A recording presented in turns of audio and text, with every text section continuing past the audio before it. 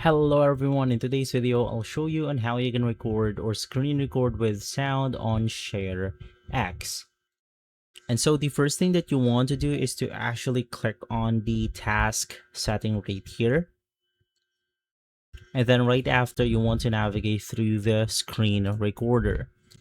Now inside this page, select the advanced option, which is going to be the screen recording options. And then by default, on the audio source, it will be selected to none.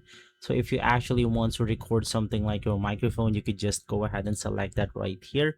You also have your audio encoder. So if this didn't work, you could try using another audio right here if you want to. Now you can also install the recorder devices by clicking on this option, which allows us to actually set up the recorder for our Windows right here. And if you want to capture your windows, just select the virtual audio capturer. And simply from there, you are good to go. If this video has been helpful, leave a like, subscribe, and follow us for more videos like this. Thanks for watching.